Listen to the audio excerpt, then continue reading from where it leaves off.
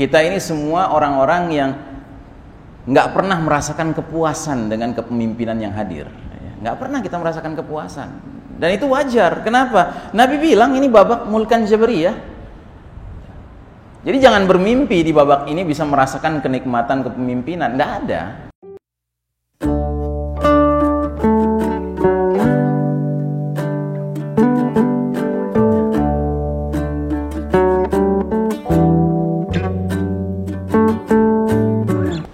Jadi Nabi Muhammad SAW 15 abad yang lalu telah menjelaskan kepada para sahabat bahwasanya di akhir zaman akan datang satu kondisi di mana fitnah itu begitu banyak sehingga digambarkan bahwa dunia menjadi kaqita'il lailil muslim, menjadi seperti sepotong malam yang gelap gulita. Dan bila era itu sudah datang, ternyata kegelapan yang kita alami, fitnah yang kita alami tidak semakin berkurang, tetapi dia akan semakin meningkat, ya. Dan peningkatan itu akan mencapai titik di mana awalnya kita mengalami fitnah-fitnah yang bersifat maknawiyah. Maknawiyah itu artinya intangible, ya, tidak dirasakan secara fisik, tetapi dia berupa kepungan nilai-nilai kebatilan yang semakin hari semakin masif, ya. Yang lagi ngetren sekarang istilahnya TSM, ya. Terstruktur, sistematis, dan masif, gitu, ya. Fitnahnya itu terstruktur, sistematis, dan masif, mengeroyok kita, mengepung kita. Itu sifatnya masih maknawiyah. Tetapi pada titik tertentu Allah Ta'ala akan mendatangkan fitnah yang bahkan bersifat hissiyah.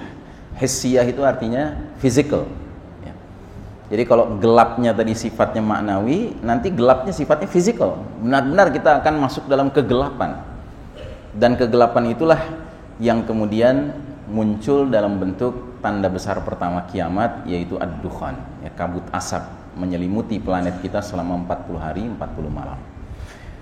Tapi bagi orang beriman, ketika dukhan terjadi, di balik kesulitan-kesulitan yang kita akan alami, sesungguhnya berlakulah ayat inna ma'al usri yusran.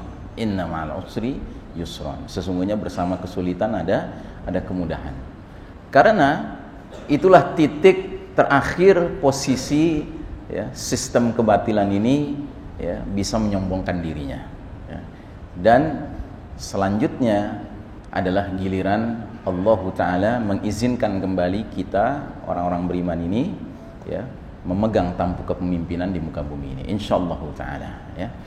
Kita mulai dengan slide pertama. Umat Islam sedang mengalami babak paling kelam di dalam perjalanan sejarahnya. We are living in the darkest chapter of the Islamic history. Inilah babak di mana Allah Subhanahu wa Ta'ala menguji umat Islam dengan kekalahan, sedangkan kaum kafir, khususnya al-Yahud wan Nasara, kaum Yahudi dan Nasrani, diizinkan Allah memimpin dunia.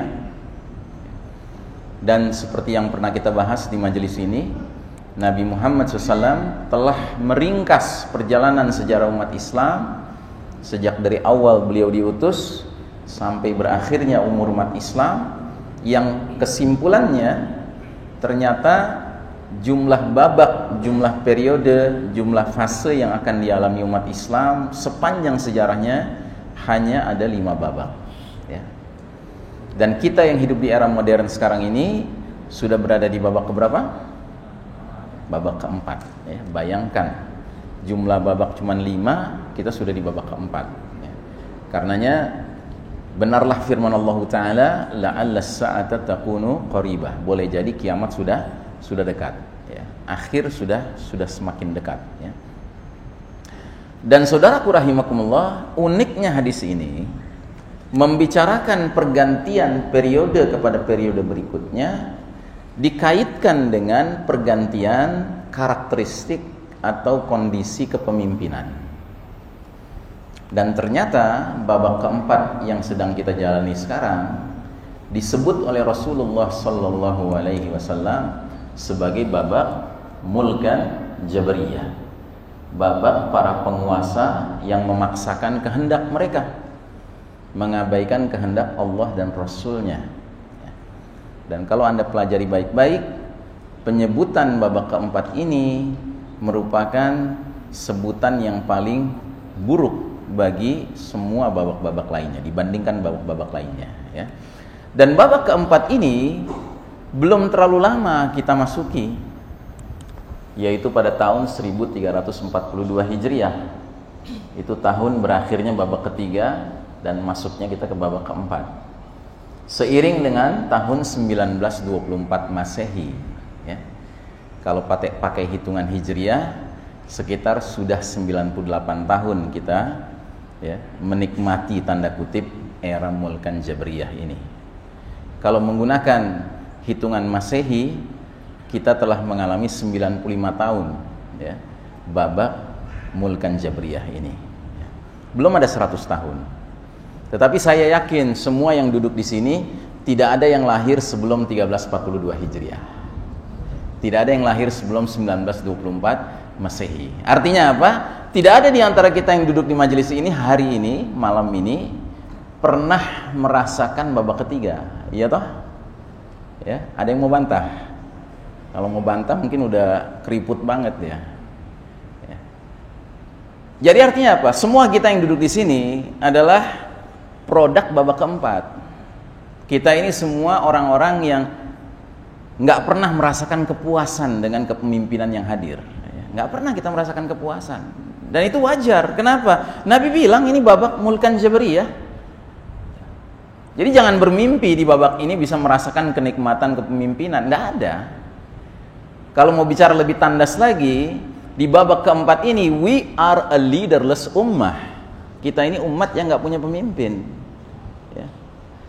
Jadi saudaraku rahimakumullah, begitu kita memasuki babak keempat, meninggalkan babak ketiga, Allah Ta'ala memberlakukan sebuah sunnatullah, sebuah hukum Allah yang berlaku di alam fana dunia ini, yang bernama sunnatut tadawul. Sunnatut tadawul. Allah Ta'ala berfirman, wa tilkal ayyamu nudawiluha bainan nas. Demikianlah hari demi hari, masa kejayaan dan keruntuhan, masa kemenangan dan kekalahan kami pergilirkan di antara umat manusia agar mereka mendapat pelajaran.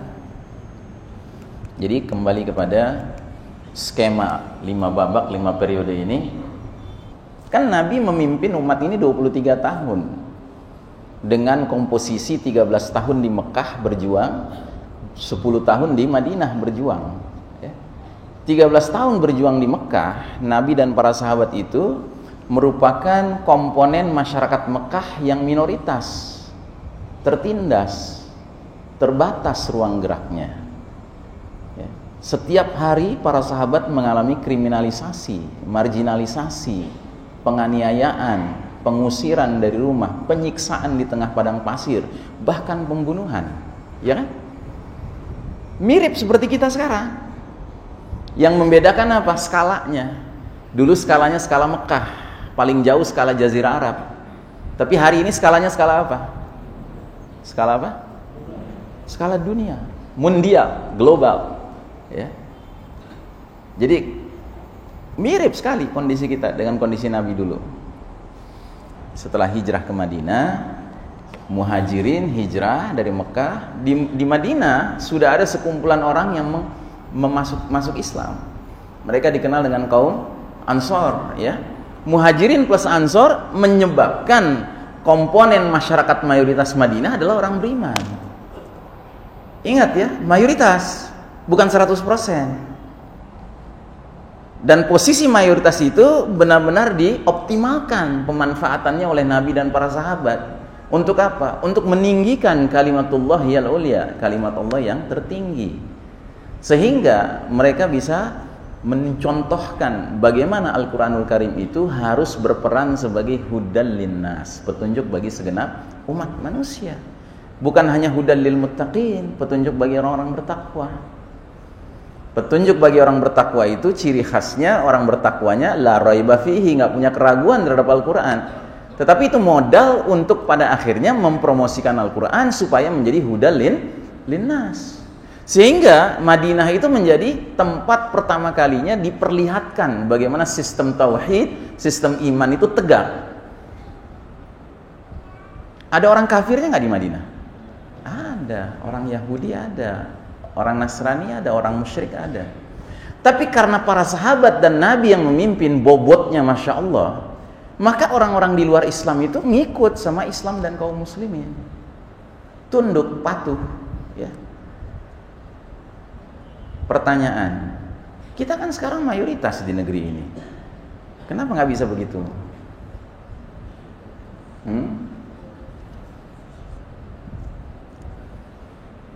Ya karena beda bobot. Kita nggak berbobot sekarang. Kebanyakan kita ini nggak ada bobotnya. Dan itu nanti akan saya perlihatkan hadisnya. Nabi menyebutnya sebagai ghutha'un ka ghutha'is sail, seperti buih mengapung. Ya, jumlahnya banyak, tetapi buih mengapung. Makanya di era kita sekarang ini, ya, nggak usah orang kafir, orang Muslim sendiri bilang, alah, ini sebagian saudara-saudara gua nih aneh, pengen syariat Islam diberlakukan di Indonesia, padahal nggak semua orang Indonesia Muslim loh, gitu. Ngotot amat sih, gitu. Jawab aja sederhana, emangnya di Madinah semuanya Muslim? Gitu. Emangnya di Madinah semuanya Muslim? Emang Nabi nunggu semuanya jadi Muslim baru syariat Islam diberlakukan di Madinah? Tidak. Gitu. Kita bisa nggak ngomong gitu sekarang? Ya nggak bisa. Kenapa? Karena yang menentang syariat Islam saudara Muslim kita sendiri. Gitu. Orang kafirnya udah angkat kaki sekarang. Gitu. Nah, jadi saudaraku rahimakumullah, ya, setelah Nabi mencontohkan bagaimana Al-Quran bisa menjadi hudan linnas di Madinah, ya, ternyata efek dari hadirnya sistem iman tauhid di Madinah ini itu panjang sekali. Berlangsung berapa lama dia? Berlangsung 1342 tahun Hijriah. Sejak dari 0 tahun Hijriah sampai 1342 Hijriah di atas garis merah terus, Pak. Ya. Nabi wafat, Jazirah Arab seluruhnya sudah diwarnai, disinari oleh cemerlangnya Al-Quran. Seluruh Jazirah Arab masyarakatnya sudah beriman. Terus berlalu masa Nabi, datang babak yang kedua, era Khulafaur Rasyidin, 30 tahun, bahkan melewati tapal batas Jazirah Arab ke sebelah timur masuk Persia. Dan Persia itu negara superpower loh. Islam masuk ke situ. Melewati tapal batas barat, masuk ke Rom, Romawi, dan Romawi superpower waktu itu. Islam masuk. Terus masuk babak ketiga, era raja-raja menggigit, yang sekalipun disebut oleh Nabi raja-raja menggigit, tapi sejarah mencatat bahwa pemimpin tertinggi umat judulnya tetap khalifah. Yang kalau pemimpin tertinggi umat namanya khalifah, berarti sistemnya namanya apa? Khilafah. Ya. Ciri khas khilafah apa? Sumber nilai, sumber norma, sumber hukum cuman Al-Quran dan Sunnah. Bukan salah satunya Al-Quran dan Sunnah, tidak. Al-Quran dan Sunnah semata-mata. Sehingga makin meluas lagi wilayah umat Islam. Sehingga di kerajaan yang terakhir, Kesultanan Utsmani Turki, wilayah umat Islam itu sudah seluas ini. Bayangkan, Turki Ottoman Empire, ya, Kesultanan Utsmani Turki, membentang dari Maroko di Afrika Barat sampai Maluku di Indonesia Timur, dari Rusia di utara sampai kepulauan Madagaskar di Afrika Selatan. Itu wilayah kita, Pak. Wilayah yang apabila kita berpindah-pindah dari satu negeri ke negeri lain nggak ditanyain paspor, apalagi visa. Lo mau ke negeri sendiri, tetapi Allah Ta'ala punya skenario. Ketika umat ini sudah memiliki wilayah yang begitu luas, Allah Ta'ala mengeluarkan dekret, ya, tilkal ayyamu nudawiluha bainan nas. Demikianlah hari demi hari, masa kemenangan dan kekalahan kami pergilirkan di antara umat manusia. Kita dulu menang, Pak. Dulu kita berjaya, Pak. Ribuan tahun kita berjaya. Dan waktu kita berjaya, bangsa-bangsa lain itu look up to us. Mereka tuh memandang kita begini, ngelihat ke atas gitu. Sehingga ada video wanita-wanita Inggris 100 tahun yang lalu di Inggris, bukan muslimah, itu pakai jilbab panjang-panjang. Kenapa? Karena mereka melihat wanita yang terhormat adalah wanita muslimah yang penampilannya seperti itu. Abad 17, abad 18, lihat itu lukisan-lukisan raja-raja Eropa. Celana mereka cingkrang. Iya kan? Nggak nutup mata kaki, nggak isbal gitu. Kenapa kira-kira begitu? Ya karena mereka meniru umat Islam yang berjaya waktu itu, ya, laki-lakinya ya, tidak menutup mata kaki, cingkrang. Karena itu sunatullah. Sunatullah, siapapun yang memimpin dunia ini, maka umat-umat lainnya condong memandang kepada dia dengan respect, dengan hormat, dan cenderung imitating, ya kan, copying, gitu, meniru. Gitu. Tapi Allah Ta'ala punya rencana, dan rencana Allah adalah sunnatullah. Sudah sunnatullah ini. Ya. Allah cabut hak kepemimpinan dunia ini dari tangan Islam dan umat Islam, dan Allah serahkan ke pihak lain. Siapa pihak lainnya? Pihak lainnya sudah Nabi katakan 15 abad yang lalu dalam hadis berikut ini, hadis lubang biawak, yang saya yakin Anda sudah sering dengar kalau sering dengar ceramah saya. Hadis ini sangat penting. Nabi sudah mengatakan 15 abad yang lalu kepada para sahabat, la tattabi'unna sunanal ladzina min qablikum shibran bi shibrin wa dhira'an bi dhira'in hatta law dakhalu fi juhri dabbin lattaba'tumuhum. Sungguh kalian umat Islam kelak nanti benar-benar akan mengikuti kebiasaan way of life, jalan hidup umat-umat orang-orang sebelum kalian, sejengkal demi sejengkal, sehasta demi sehasta, sehingga sekiranya mereka masuk lubang biawak sekalipun, kalian tetap mengikuti mereka. Udah kelihatan mereka masuk lubang biawak, masih ditiru juga, masih diikut juga. Gitu. Para sahabat cengok gitu dengernya, ya. Bengong, bingung. Bukan berarti nggak percaya sama Nabi, mereka percaya sama Nabi. Sehingga ada yang bertanya, ya Rasulullah, al-Yahuda wan Nasara. Ya Rasulullah, apakah yang kau maksud itu kaum Yahudi dan Nasrani yang bakal ditiru sama umat Islam nanti, diikuti umat Islam nanti? Kata Nabi, faman? Who else? Siapa lagi kalau bukan mereka? Kira-kira kenapa para sahabat cengok waktu itu? Karena para sahabat nggak pernah mengalami hal itu. Para sahabat justru mengalami di Madinah, orang Yahudi Nasrani tunduk pada Islam dan kaum muslimin. Sehingga mereka nggak bisa membayangkan, kok bisa-bisanya sih umat Islam ngekor sama Yahudi Nasrani. What happened? Apa yang terjadi pada umat ini? Ya dulu mereka bingung. Nah kita sekarang yang hidup di babak keempat ini, baca hadis ini, kita bukan saja ngerti Pak, kita yang ngalami sekarang. Sejak tahun 1342 Hijriah, Allah Ta'ala cabut hak kepemimpinan dunia dari tangan Islam dan kaum muslimin, ya, yang sudah berlangsung ribuan tahun, 1342 tahun Hijriah, untuk kemudian Allah serahkan kepemimpinan itu kepada pihak Barat, Eropa dan Amerika, yang merupakan masyarakat kaum Yahudi Nasrani. Kan mereka yang mimpin dunia sekarang. Atau Anda mau menafikan itu? Enggak Ustaz, bukan mereka yang mimpin umat Islam, Masya Allah umat Islam. Hey brother, wudhu lah gitu. Kalau masih begitu anggapan Anda, ya kan, Anda berwudhu, ya kan?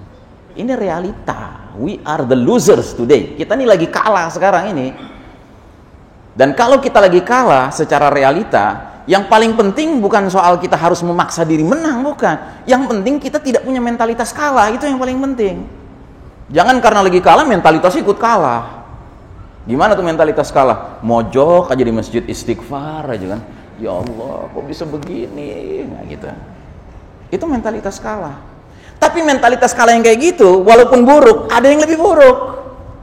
Yang lebih buruk yang mana? Yang saking nggak tahannya dengan kekalahan, akhirnya berpikir digoda setan. Akhirnya menggunakan kaidah orang kafir. If you can't beat them, you join them. Kalau nggak bisa mengalahkan mereka, kita gabung sama mereka. Nah, ini mentalitas kalah pada puncaknya nih. Mereka-mereka yang akhirnya nggak tahan dengan kekalahan, akhirnya belajar. Oh, Barat nih maju karena apa ya? Oh, karena mereka ideologinya sekularisme. Memisahkan agama dengan negara. Betul, kita harus pisahkan agama dengan negara. Bikin kacau nih kalau agama terlibat dalam bernegara. Nah, gitu. Nggak perlu orang kafir yang ngomong itu kan sekarang. Yang ngomong itu kan orang muslim sekarang. Gitu. Dia pelajari Barat maju di bidang politik. Kenapa yang maju di bidang? Oh iya, kedaulatan di tangan selain Allah. Betul, Allah cukup berdaulat di masjid aja, di musola aja. Di luar itu biar manusia yang berdaulat. Gitu. Yang ngomong gitu bukan orang kafir Pak, orang muslim sekarang yang ngomong begitu. Padahal anak muslim dari umur 7 tahun udah hafal tuh ayatnya. Qul a'udzu birabbin nas, ilahin nas. Ada yang kelewat ya ayatnya. Ada yang lewat ayatnya. Ayat apa yang lewat? Enggak, udah bener. Qul a'udzu birabbin nas, ilahin nas. Ada yang lewat. Ayat apa yang kelewat? Malikin nas. Apa artinya malikin nas? Rajanya manusia.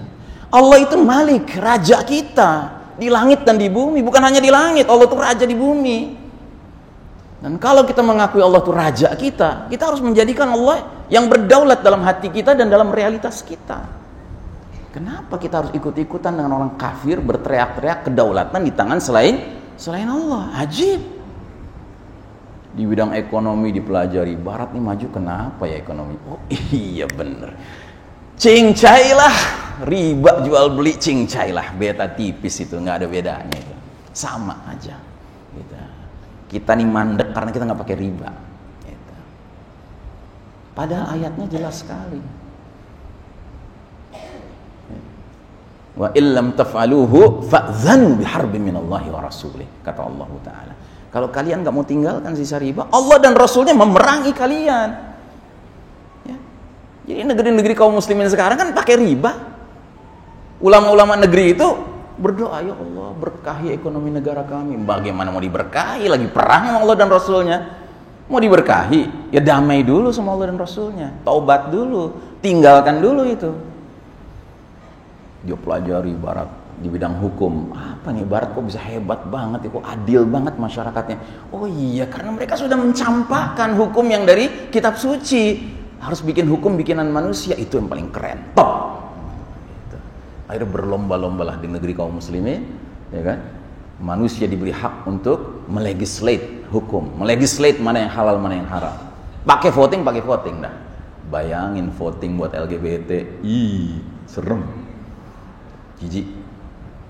Tapi itu akan terjadi. Kenapa? Ya karena logika dasarnya sudah begitu.